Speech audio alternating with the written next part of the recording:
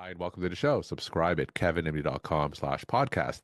Today, we welcome Sarah Weber. She's a pediatrician, and today's Kevin MD article is Why It's So Hard to Admit When We Don't Like Our Jobs. Sarah, welcome to the show. Thanks for having me. All right, so just briefly share your story and journey and talk about why you wrote this Kevin MD article. Sure. So I am still practicing. I practice in pediatric sedation. I'm in academic medicine. But I wrote this story actually about a year ago when I think I was continuing to process some things that had happened really early in my career. I was a very go-getter trainee. I loved training. I was probably in the gunner category. But as I went into my faculty role, had a couple of children, I became really burned out. But one of the things that was really important about writing this article from a personal standpoint was unpacking a lot of the emotions that I experienced around being burned out. And then later, even once I was no longer burned out, around wanting a different job and the kind of shame and grief and whatnot that came from that process. And so writing it was both therapeutic, I think, from a personal standpoint, but also in sharing it, facing some of that shame that comes up when we say, do I even like being a doctor? Hmm. A part of my kind of mission since then has been in the clinician well-being space. And so I felt like writing this article was also a way to give other people permission to ask those hard questions. All right, so tell us about what the article is about for those who didn't get a chance to read it. Yeah. So I talk about how I first recognized that I was burned out. I was practicing pediatric hospital medicine and sedation at an academic institution and went through kind of a recovery process. I did a lot of things, kind of dialed some things down, added some things in to really feel like I was no longer burned out. And yet every time I was on service, a couple days in, I just felt this kind of crushing exhaustion, Hmm. this overstimulation. And I kept trying to find fixes. Maybe if I meditated enough, or if I had the right mindset, or if I had a niche that within the practice that I liked, maybe I could kind of fix how I was feeling. And the article really focuses on this moment where I was able to slow down and just admit that I didn't like the job. And then all the grief and shame Hmm. around what does that mean for Yeah. me? And so that's kind of what the article is about. So what parts about that job specifically didn't you like? Yeah. It took me years, I think, to really identify what the issues were. I think for me personally, I am I am very attuned to people around me. I'm kind of in that empath category. And as an academic hospitalist, you have three students, three residents, and then you have your patients and their families. Hmm. So I think part of it was just the number of people I was trying to support and attune to, along with all the pages, the call schedule, all of that, I think cumulatively it didn't align with kind of how I'm wired. And I didn't realize how much I need actually quiet alone time, which Yeah. is not a part of that job. And what talk to us about some of the emotions that you had Mhm. to unpack that made you realize that maybe you were burnt out and maybe that job wasn't particularly right for you. Yeah. Yeah. The burnout experience was really being not myself, like short with people, short with families, feeling resentful. And that I actually learned by watching a webinar about burnout. And I was like, oh, that's me on the Hmm. slide. The changing my job, I think it was admitting to myself I didn't even know if I liked being a doctor. Hmm. I still practice medicine, so I've been able to explore that question, but I think for many years I was unwilling to even look at it Yeah. because of the shame and guilt of that question. But when I was finally able to look at it, it opened up the possibility to say, okay, then what? So what did you do next? So once you came to those difficult questions that you had to address, what steps did you take next to kind of unpack that? hmm Well, I think I was able to come to terms with, okay, I at least feel like this version of medicine is not working for me. Yeah.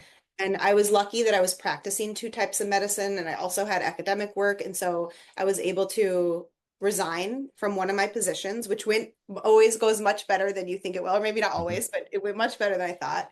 And then I leaned more into my research and academic work, and I let really that be the centerpiece for a few years. And I think that once I was able to get back into a place of kind of, I would say like some equanimity a little bit with my energy and whatnot, then I was able to say like, okay, now what do I really love? And so I pursued some coaching. Like as a person, I got some coaching, some mentoring, and I think that opened up then now I see that I love a lot of things outside of medicine too, and that Yeah. actually helps medicine be more enjoyable. So I would really want to emphasize that because a lot of physicians, as you said, almost half their lives are defined by training and medical training. And when they go and become an attending and realize the job isn't for them, that leads to a lot of the feelings that you discussed, the shame and whatnot. And you realize that this is so there's another world outside of medicine, and sometimes engaging some of those activities actually makes you a better doctor within medicine, right? Absolutely. Yeah. And it fills some of those. I think actually burnout can also be because you're not doing the right things. And so I Hmm. think it can sometimes fill up that part too. Yeah, and medicine can have so many paths, right? So it's just not a binary path or it's not a unilateral path. One of the things that you wrote on the site is that maybe it was me that was wrong. And I think that really puts into words what a lot of doctors feel. They blame themselves and say, hey, there's something wrong with me, rather than saying, hey, the job just isn't the right fit for me, right? There's something about the way we internalize our professional identity. I think that for many of us, we don't start with the job isn't right for me. We start with something's wrong with Yeah. me. And that's a really stuck place to be. You talk about the impact of coaching, of mentorship in order for you to maybe see that there are multiple paths in medicine. So talk about how that changed you. Yeah, one of the important things about coaching is that it helps you see the beliefs that you have. Hmm. And so like this belief that one of my beliefs was that's it's one of medicine's the only way I can be good in the world. Mm. That's a value of mine, is to show up, to do things for other people. So once I was able to look at like all the ways we can do and be good in the world, it felt like I wasn't stuck, but instead had options and opportunities. And then I could think about what do I like? What are the environments that I like? And how can I grow into those spaces?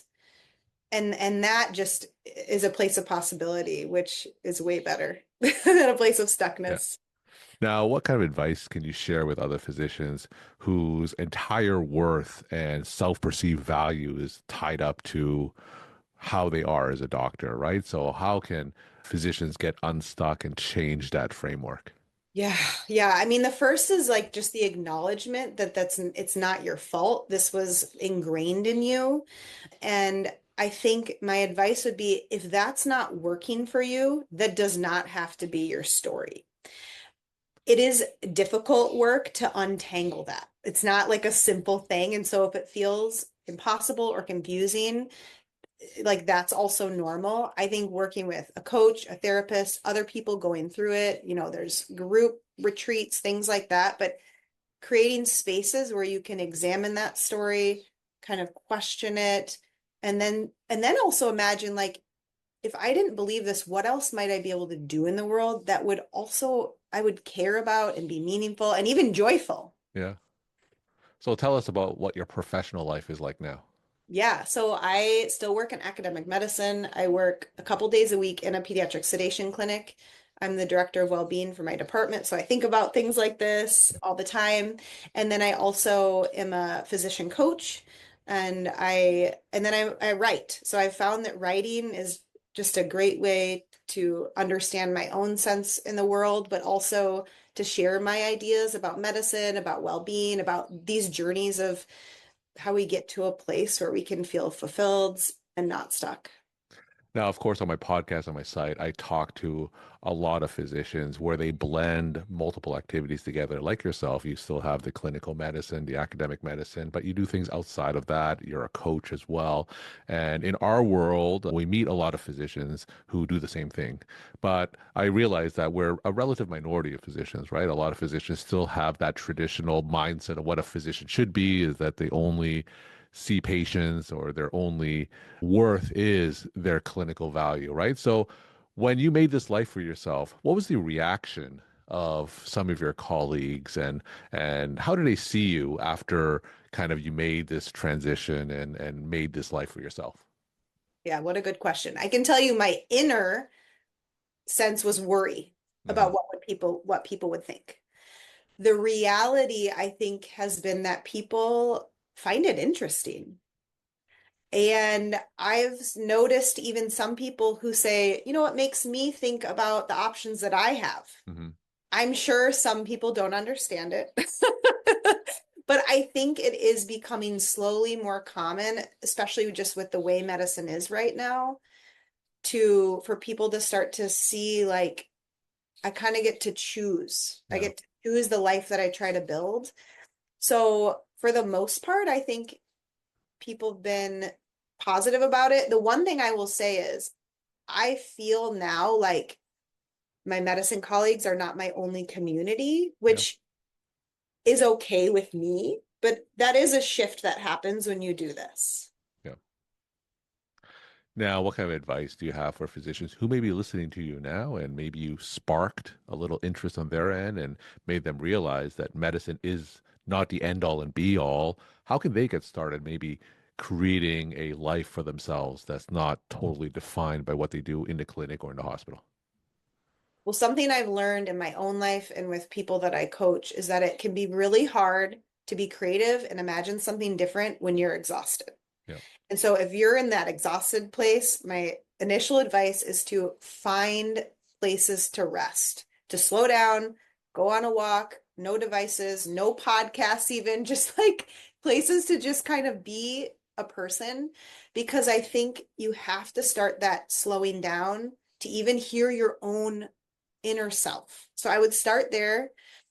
If you can find a coach, a therapist, a mentor, someone who can help you unpack things, I think your process is going to be more efficient. And then I would reflect on what you love to do before medicine and find a little time to do that thing and just see what happens. You mentioned earlier you're also the director of well-being at the organization that you work with. So how do you advise other clinicians within the constructs of kind of a more rigid structure like most medical organizations are? So what kind of advice can you share with them under the regulations of the organization that you work within?